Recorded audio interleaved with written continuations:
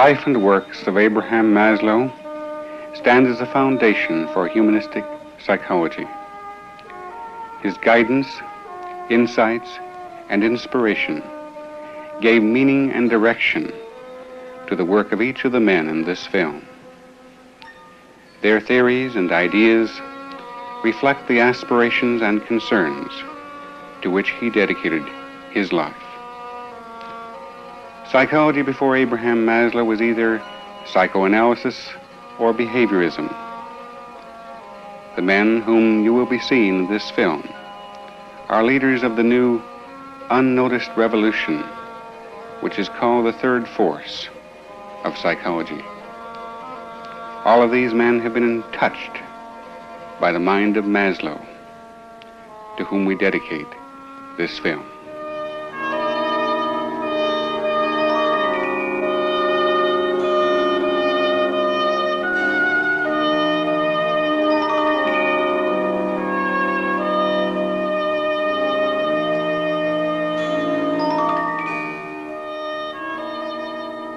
We begin our film by asking Dr. Maslow about the history of the development of his concept of self-actualization.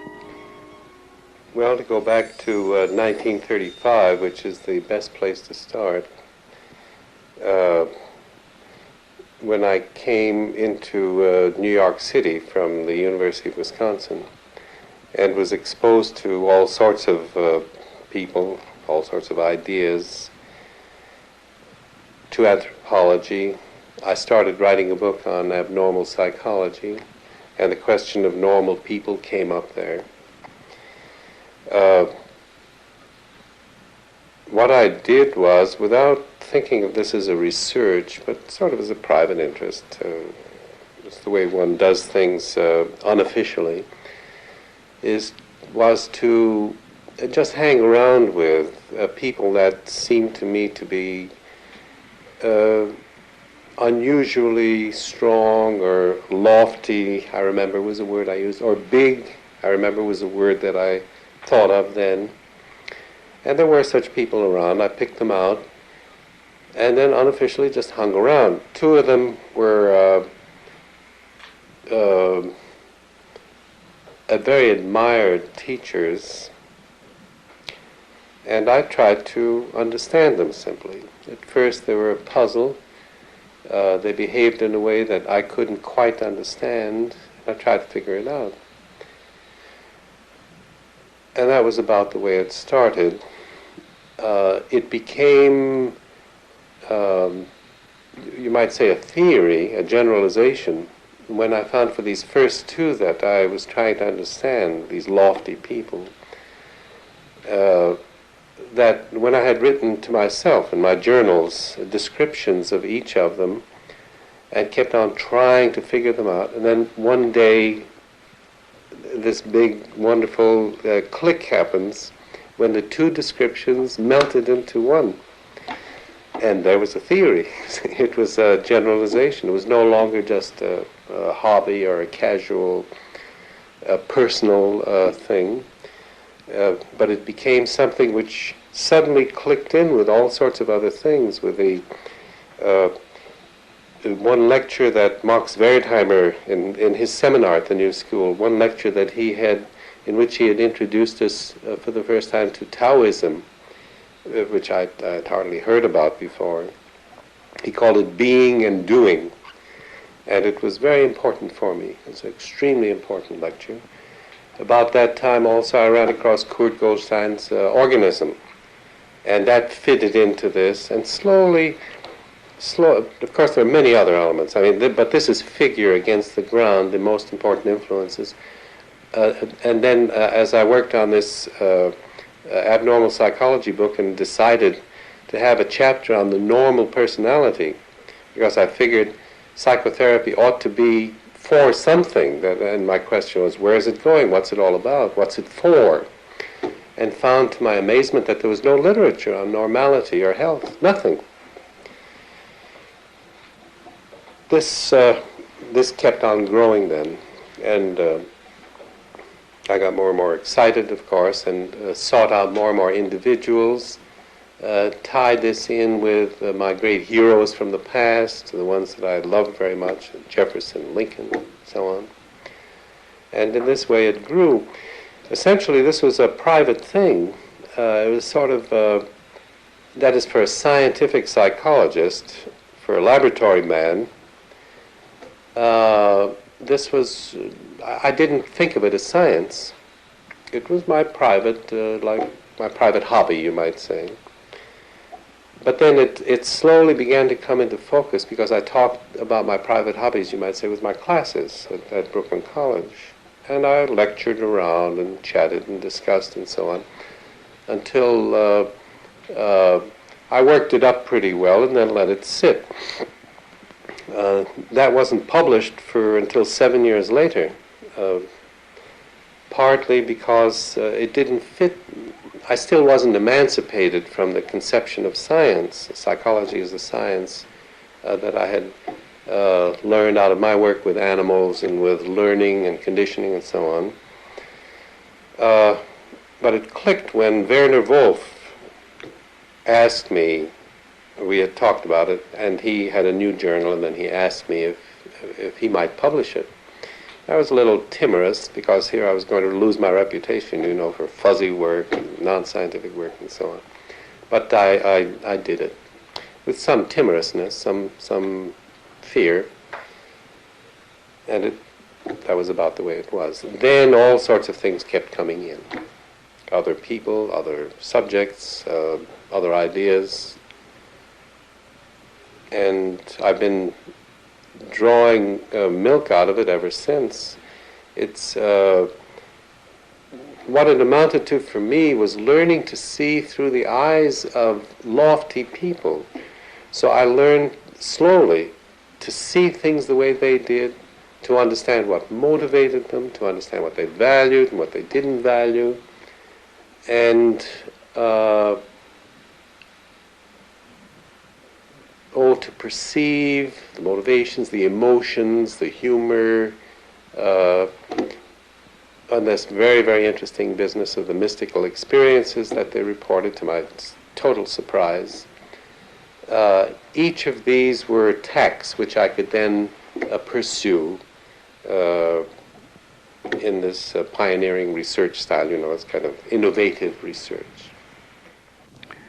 Gardner Murphy was an early pioneer, a contemporary of Abraham Maslow. In his book, he talks about the 4 stages in the creative process: immersion, organization, inspiration, and evaluation. It seemed to us to be worthwhile to try a brief 7-league boots journey through the history of some phases of the human potential. It was almost universally agreed that there were 4 stages in all human creativity. It was first the love of a certain person or place or idea or symbol or tone or color. There was something from which the response to beauty and to love could be nourished forward. That we can still be grateful for as a central idea. Creativity doesn't spring out of dust, it springs out of life. The second idea was that the small child builds up within himself patterns of color or tone or rhythm. The third idea was that when a storehouse of beloved material, colors or tones or pictures or persons, has been coordinated in the child's mind, there are periods of sudden creativity, a leap, a creative flame, appearing perhaps in a great moment of the sunset or in a moment of love. And then when the great creative moment, the Fifth Symphony, has taken shape, there's still, as we know from the Beethoven manuscripts, a long period of working it through and making it social, that is, making it more than a personal message, but something that others can share. Carl Rogers, also a contemporary of Maslow, in his work as a therapist, combined the work of the tough-minded scientist with the sensitive work of the therapist. Well, I think that if I were to try to figure out what the kind of a contribution I've made to psychology, if I've made any. It is that I bring together two quite extremely divergent views. On the one hand, through 30 years of experience as a clinician, I've really been very close to some of the most sensitive and subjective and inner aspects of individual lives. And then on the other hand, I seem to always be trying to bridge the gap between being a clinician and being a scientist. And the part of me that is interested in science insists on trying to bring these highly subjective and very delicate and ephemeral phenomena within the realm of objective investigation. And I don't know whether I have really been too successful in that, yet I do feel that it's in that kind of a realm that psychology is going to advance, if it's going to advance at all. I think we've got to be much more clearly aware of what goes on in the inner lives of individuals, and then have got to use ingenuity that we haven't used in the past in trying to find ways of objectifying those inner phenomena and of making a real science out of them. So that I am not in favor of what's often thought of as the hard-headed science of psychology until it gets to the point where it is able to include the subjective phenomena that I feel are actually most important. So it's this division within me between the, I hope, sensitive clinician and the hard-headed scientist. It's the working out of that conflict that has been the course of my own life work. Rollo May, also a contemporary of Maslow, is a psychoanalyst by training who has become a humanist and existentialist. In the following sequence, he describes his changing viewpoint. Dr. May, we're interested in the field of psychoanalysis and also the newly developing movement of existentialism. And you represent then a man who bridges the gap between these fields. Could you tell us about how you see yourself fitting in here? Yes. Well, I think that Freud made a tremendously important contribution to our understanding of human beings by his enlargement of the dynamics of life. His discovery of the unconscious is really a way of saying that human beings are infinitely more powerful, more evil, more good, more creative than Victorian man had believed in his narrow categories. Now, the great error of Freud was his endeavor to base this enlarged view of man and man's potentialities on 19th century biology. Now, I always, as a psychoanalyst, though I valued greatly this technique, believed that the view of man was what was wrong, and that we had to rediscover an understanding of the human being as human, as the qualities that aren't based upon our relationship with instinctual thought, but the qualities that make man distinctively man. Qualities of freedom, responsibility, will, decision, and the higher levels of consciousness. Now, this is what the existential movement has stood for. I was an existentialist long before I ever heard of the movement. It's an endeavor to take man as human and take the qualities of responsibility, freedom, as basic. Now, I think that this can be allied, and needs to be, with the depth insights of psychoanalysis. And this is what I, as a humanist, in many ways the term humanist is better than existential in this category. I, as a humanist, am devoted to doing. Paul Tillich was the greatest theologian of his time. His book, The Courage to Be, best describes the humanistic goal for the life of man. Dr. Tillich, the problem of man today has been called the management of his anxiety, and you've written this book called The Courage to Be. Could you tell us what you mean by this? Oh, I understand under courage to be, the courage to say yes to life in spite of all the negative elements in human existence, his finitude, that means his coming from nothing and going to nothing, having to die, his guilt and despair, because he is estranged from what he truly is and therefore ought to be, his question of the meaning of life and the anxiety of losing the meaning of his life. And in spite of all this, which the men of our time experiences so deeply, to say yes to life, life has an ultimate meaning, and I will live and actualize it. That's about what my position is. Could you say then that to say yes to life is to affirm life? Or could you expand on the word affirm, or to say yes? To have the courage to see in the reality around us and in us something ultimately positive and meaningful, and live with it, even love it. Loving life is perhaps the highest form of the courage to be. Very good. Thank you. Frederick Perls was the originator of Gestalt therapy.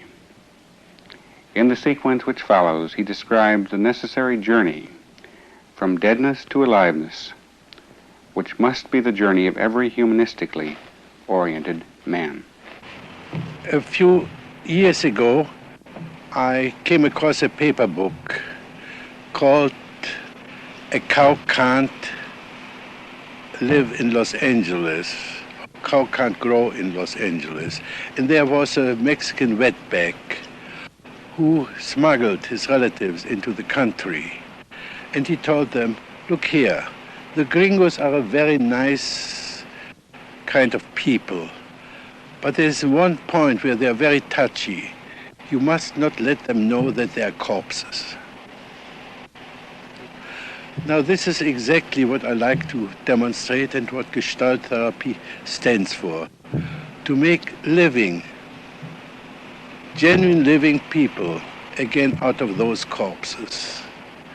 Now, this corpse-like behavior is not restricted to the states, of course. It's part and parcel of every modern man, especially if he lives in competition with a machine. He has to be without emotions like a machine. He has to be reliable, and he has to be without individual intentions, wishes, and so on.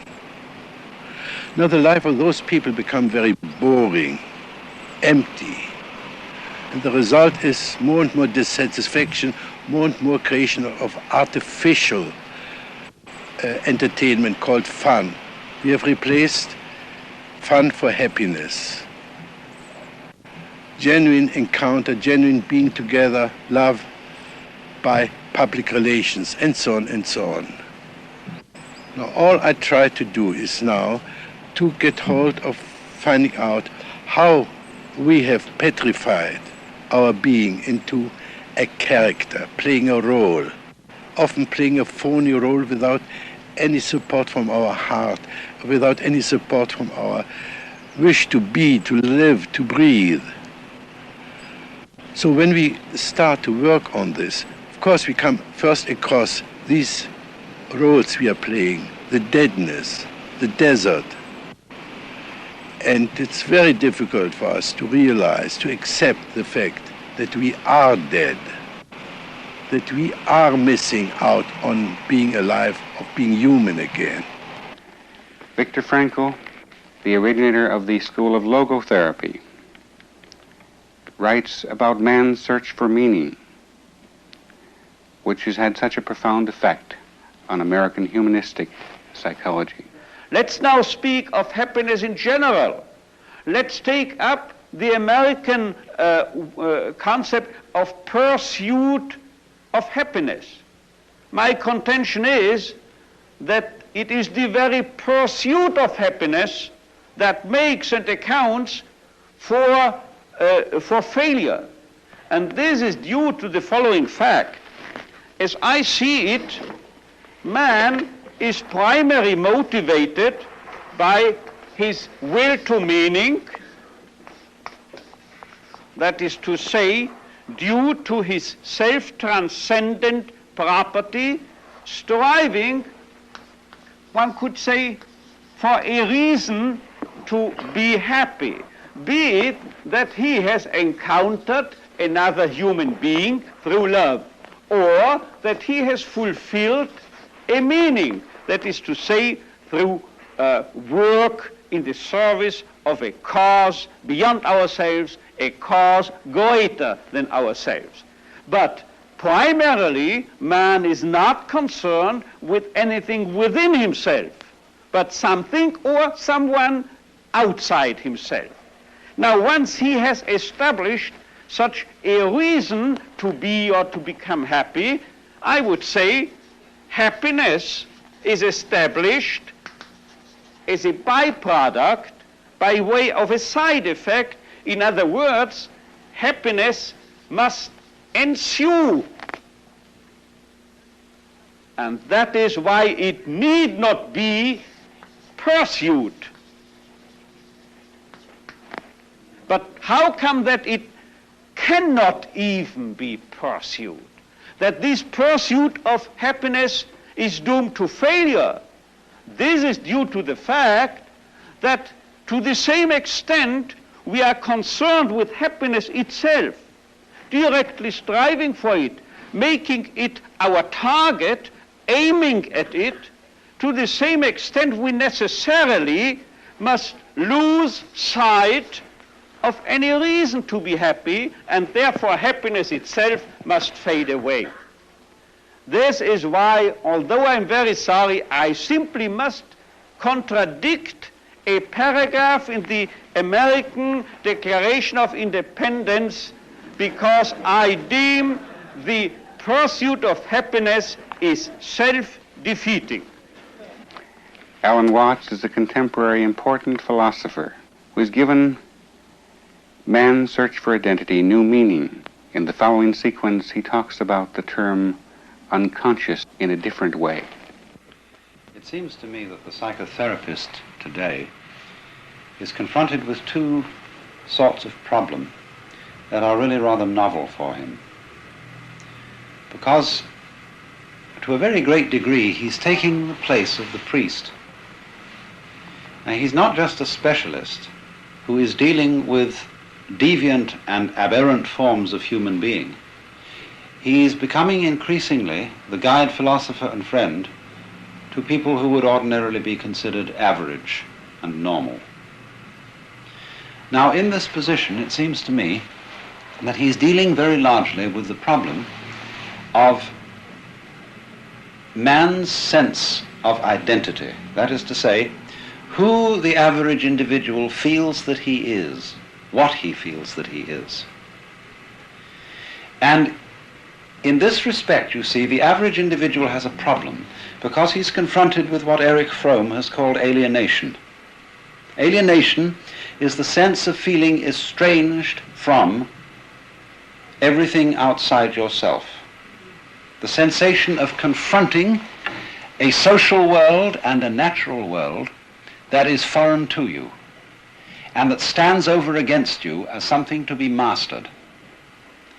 Now, this is a way of sensing one's existence that is in a special way peculiar to members of the Western world.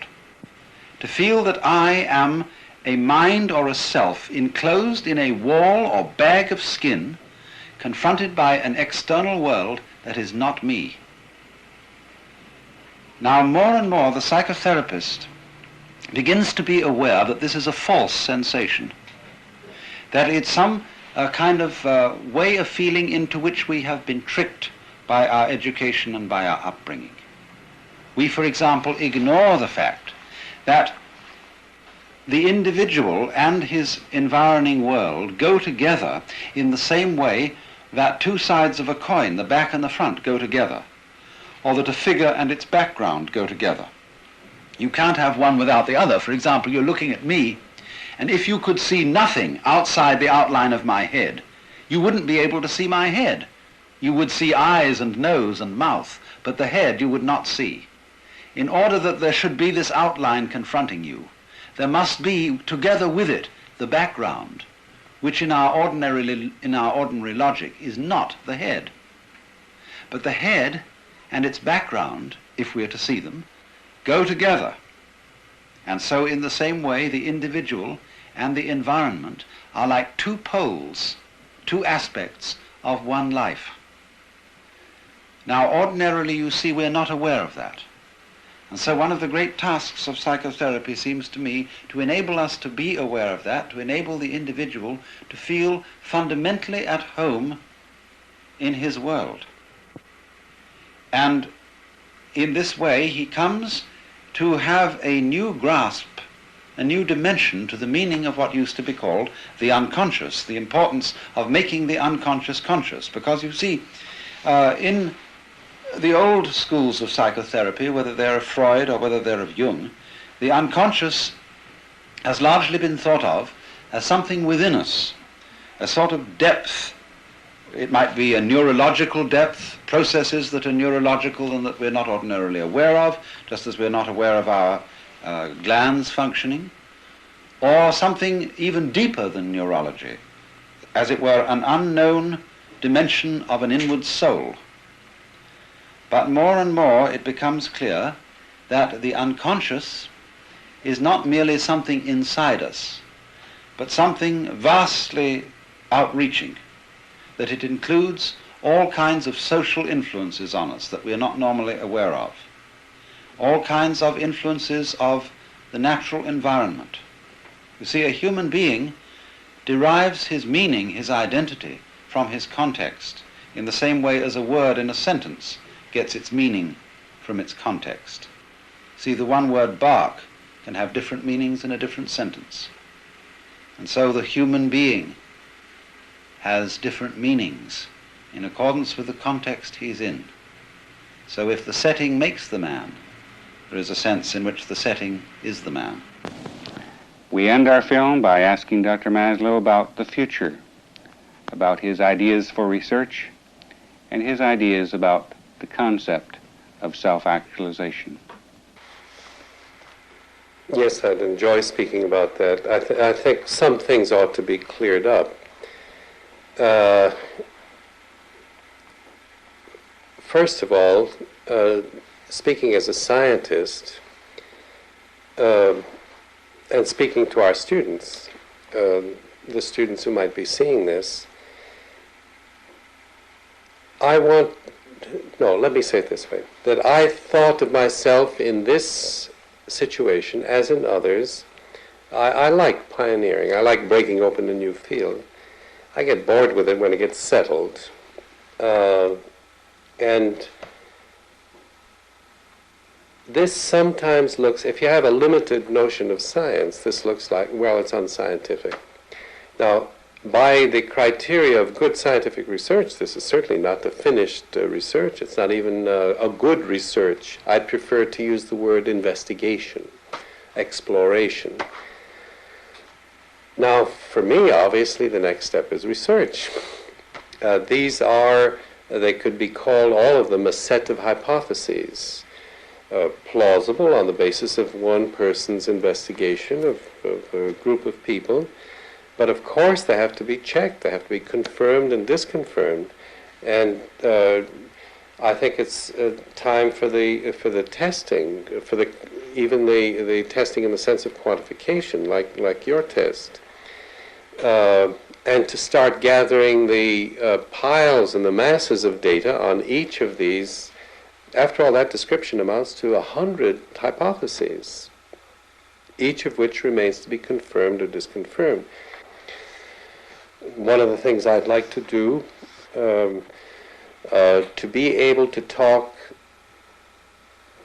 like people who are about to die in 24 hours, and then who would be freed from striving, ambition, competition, and who would get down to the bedrock of life. In 1954, Abraham Maslow wrote Motivation and Personality, which was the beginning of humanistic psychology. In 1970, just shortly before his death, he revised this book.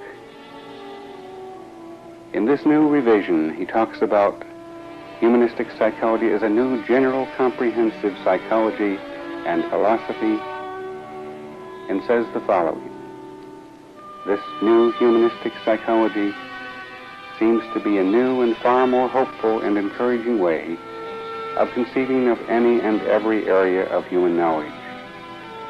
Economics, sociology, biology, and every profession, law, politics, medicine, and all the social institutions, the family, education, and religion. The men you have seen in this film, each in his own way, has written and theorized about this field of humanistic psychology. The magnificence of these men will shine as examples for every man in the humanistic psychology of tomorrow.